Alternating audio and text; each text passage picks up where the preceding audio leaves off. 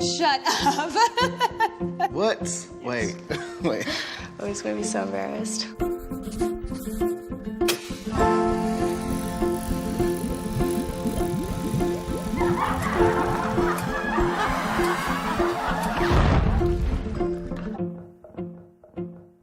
What makes you happy? Having fun? Hanging out with friends? Delicious food? Making money? Well, consider this. Psychologists have scientifically proven that one of the greatest contributing factors to overall happiness in your life is how much gratitude you show. Yeah? Think about that. Go ahead and marinate on it for a second. You can thank me later if you want. It'll make you feel better according to this study. You go ahead and click on it and read it if you want. Or you can keep watching because we read it and we thought it might be fun to test out for ourselves. We gathered a selection of volunteers to act as our subjects. First, we gave them a test. They didn't know what we were looking for, but it gave us a pretty good idea of their current level of happiness. We asked them to close their eyes and think of somebody who was really influential in their life, somebody who did something really amazing or important for them. We had them write down as much as they could about why this person was so important. Now, a lot of them thought at this point the experiment was over, until we really put them on the spot and tried to get them to call that person and read what they wrote about them. Thank you, Jessica. We're going to have you call your mother. So who is that right person for you? Person is my sister, Erica. We're going to give Erica a call.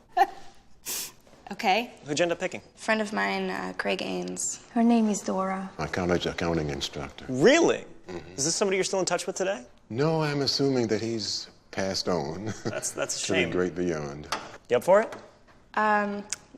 Yes. What would you say if we called up Dora? Oh, we can try, but she lives in Britain. In Britain? I don't know number by heart, dude. This is awful. That's fine. I don't know my mom's number by heart. If it's true that those who are going on are looking down on us, maybe he read my chicken scratch. Hey, sweetheart. Hey, how you doing? Yeah. You got a second? Where you at, in the hotel? I am. I'm in the hotel. You scared me when you asked if I had a second if something's wrong. No, I'm on like this little TV show, and they told me to talk about the person that influenced me the most, and I picked you, and they're making me call. They're making me call you. Oh, wonderful! Hi, you've reached Craig. I'm not here right now. At the tone, please record your message. Oh, come on. Hello? Hi. Hi. Erica, it's me. All right, so I got to read you this paragraph. Can you hear me? Yes, I can. Go ahead, All right. sweetheart. All right. The person that influenced me the most would be my mother, Marlo Dawson. She is a single mother of 2. She is a very hard worker and dedicated to her family. Hey, Craig. This is Loie. This is going to be a funny little voicemail, so I hope you enjoy it. I'm so sorry for calling you at 4 o'clock in the morning. I have to read this to you, okay? And you can't say anything or, I don't know. You can respond, but I probably will just keep going. Okay? Is everything okay? Yes, but I have to read this out loud to you. The person who has had the biggest impact on my life, outside of Jesus Christ, who is responsible for my existence, was my college accounting instructor. He had a joy and enthusiasm for his job like no other teacher I have ever known. I love her to death, and she keeps me going with positive talk. She is a woman that knows what she wants and won't give up until it is achieved. Oh, something. I don't know what. I'm about to cry because that's so beautiful.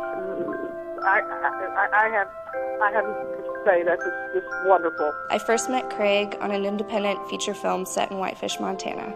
I recently have been sending Craig a lot of positive thoughts as he's suffered a series of health problems. Despite his medical problems, he's continued to work and take pleasure in the small things in life, like sitting quietly with his wife Janine on the porch. Erica is my older sister and my best friend. Sometimes it even feels like we are twins. She's my #1 fan and my #1 supporter. She makes me happy because despite all my mistakes and my decisions, she still loves me no matter what. Your friendship is everything. And you are one of the most important person in my life. Even when she has a kid and many children, I will love her more than her kids. Okay, maybe not. I will never forget when she flew 3,000 miles at the drop of a phone call to save me from a breakup. I'm being blessed by having a son like you. I love you. Bye.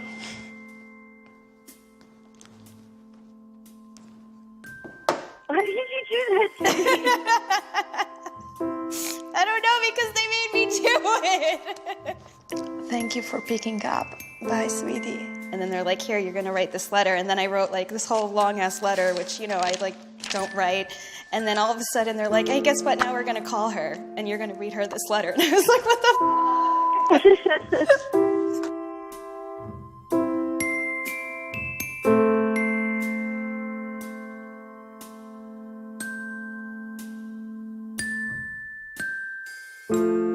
Before we let them go, we gave our subjects one more happiness test. Now, we mixed up and rephrased the questions so they didn't know they were taking the same test twice. For those who took the time to actually write something down but couldn't make the phone call for whatever reason, we saw happiness increase between 2 and 4%. Good, but not exactly mind-blowing.